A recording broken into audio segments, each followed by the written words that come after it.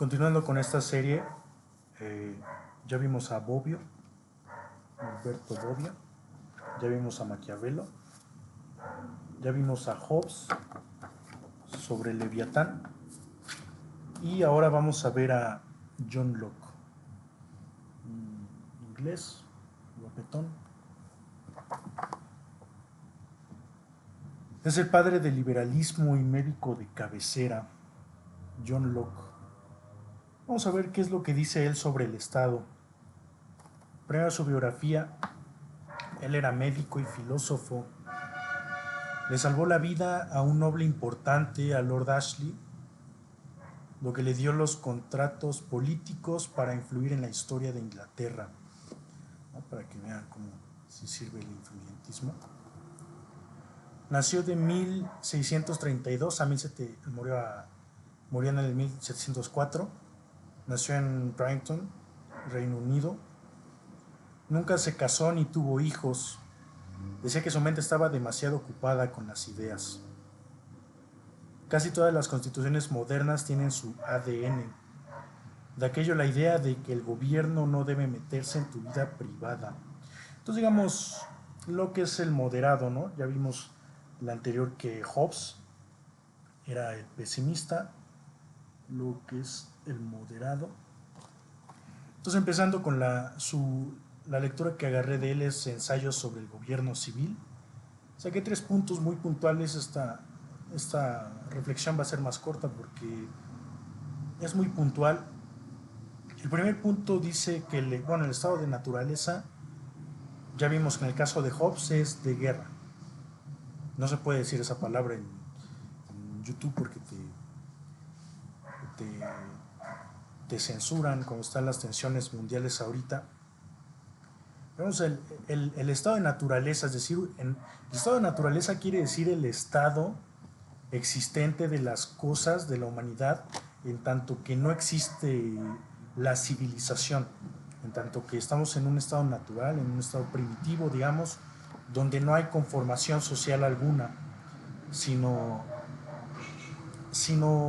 lo más humano, lo primitivo. Entonces para Hobbes el estado de naturaleza es uno donde el hombre es el lobo del hombre, donde es un todos contra todos y donde todos tienen derecho a todo, incluyendo el cuerpo de los demás, ¿no? Es decir, incluso tienes derecho a matar a los demás.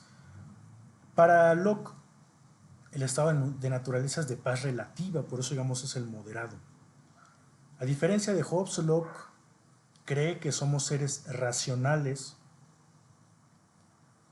Aquí esto siempre se ha abordado en estos temas sociales, ¿no? ¿Cuál es la naturaleza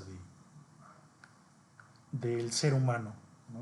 Recuerdo que un hermano alguna vez me dijo que él cree que los seres humanos por naturaleza son buenos, ¿no? Hay quienes pueden creer eso, hay quienes como Hobbes creen que no, que el ser humano necesita de un soberano, de alguien que los gobierne, y están los que como Locke creen que por naturaleza el ser humano es racional.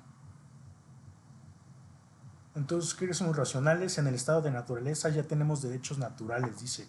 Bueno, de aquí también existe lo que es el derecho natural, ¿no? El que dice que por naturaleza hay como un ente natural que nos otorga derechos naturalmente, sin necesidad de un Estado, de un soberano ni de leyes, sino que ya existen en la naturaleza, cosa que es muy refutable, pero Locke dice eso, dice que son la vida, esos derechos son la vida, la libertad y sobre todo la propiedad privada.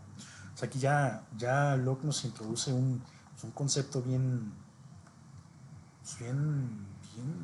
complejo, bien arduo, ¿no? Porque de la propiedad privada, pues justo de aquello, ¿no? Aquí decía el padre del liberalismo, porque el liberalismo, pues ¿qué es? Pues es, muchos piensan que un liberalismo es el que es muy libre, que cree en las libertades, en los derechos. Un libertario es una torcedura del término, porque su máxima voluntad es la propiedad privada.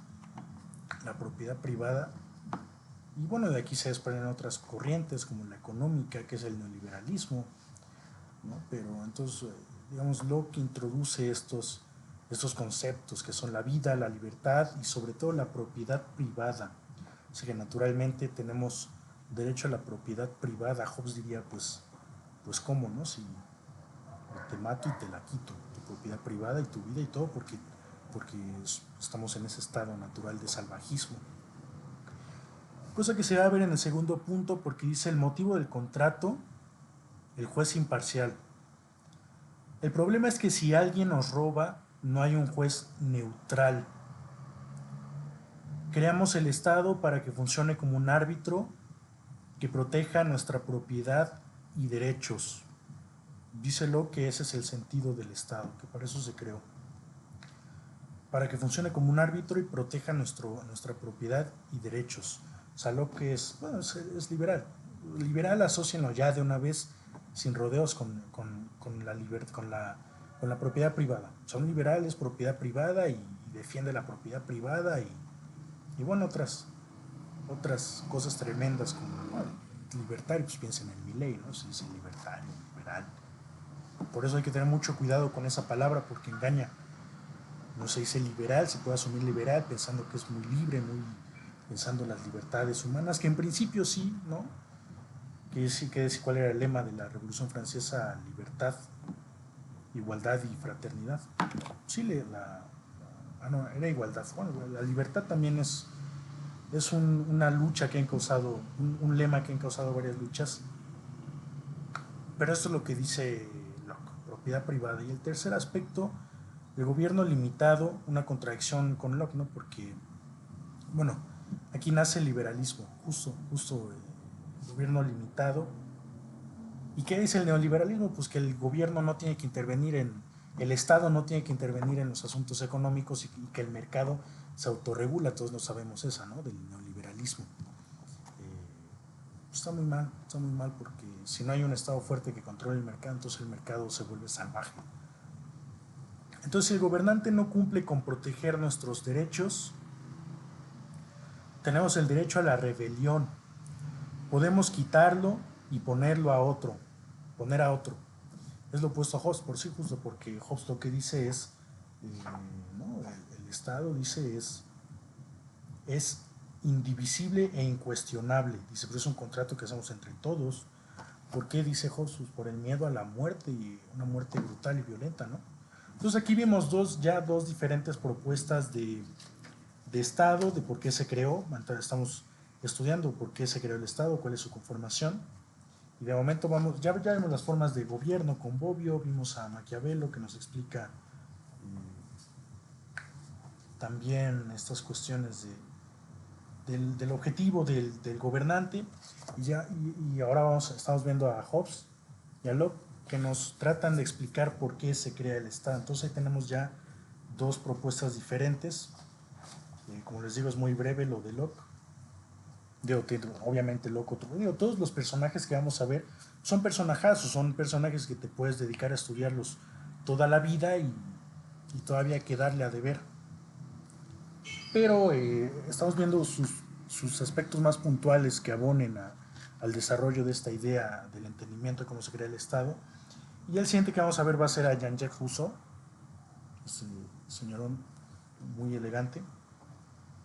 Luego vamos a ver una tabla que sintetiza cuáles son los aportes de cada uno de estos tres últimos que hemos visto. Entonces aquí lo dejo, me despido y muchas gracias.